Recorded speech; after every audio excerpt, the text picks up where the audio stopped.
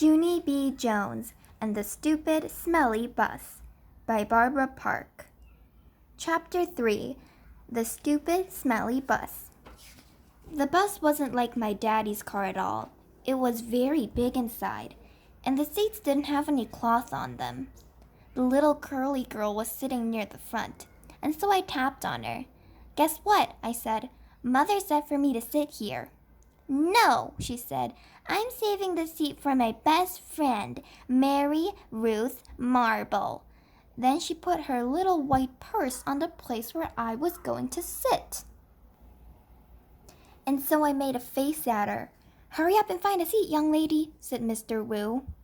And so I quick sat down across from the curly mean girl, and Mr. Wu shut the door. It wasn't a regular kind of door, though. It folded in half, and when it closed, it made a whishy sound. I don't like that kind of door.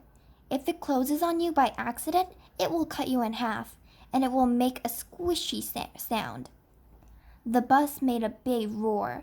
Then a big puff of smelly black smoke came out of the back of it. It's called bus breath, I think. Mr. Wu drove for a while. Then the brakes made that loud, screechy noise again. I covered my ears so it couldn't get inside my head, 'cause if loud, screechy noises get inside your head, you have to take an aspirin. I saw that on a TV commercial. Then the bus door opened again, and a dad and a boy with a grouchy face got on. The dad smiled. Then he plopped the grouchy boy right next to me.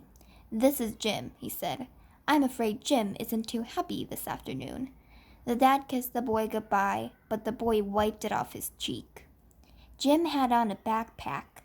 It was blue. I love backpacks. I wish I had one of my very own. One time I found a red one in a trash can, but it had a little bit of gushy on it, and Mother said no. Jim's backpack had a lot of zippers.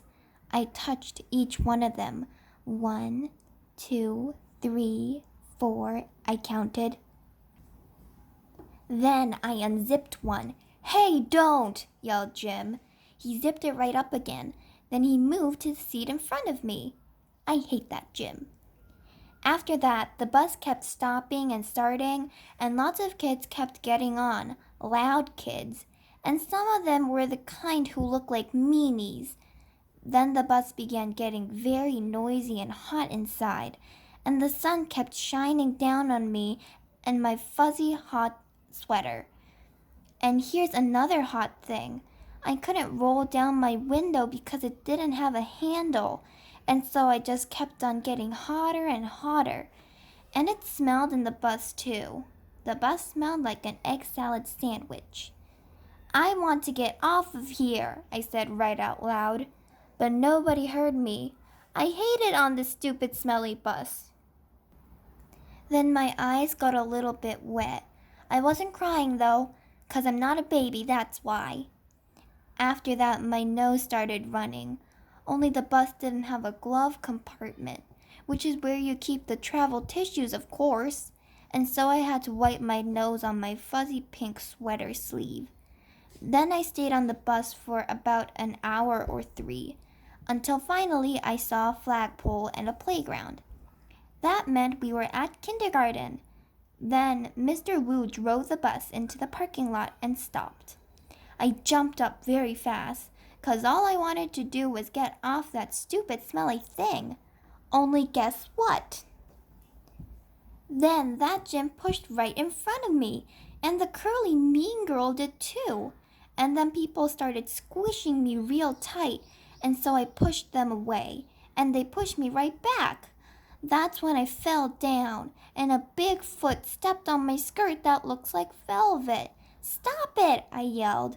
Then Mr. Wu hollered, "Hey, hey, hey!" And he picked me up and helped me off the bus. Mrs. was waiting for me, just like my mother said. "Hi, I'm glad to see you," she called. Then I ran over to her, and I showed her the big footprint on my skirt that looks like velvet. "Yeah, only look what happened. I got stepped on, and so now I'm soiled." Mrs. brushed it. "Don't worry, Junie," she said. it'll come off.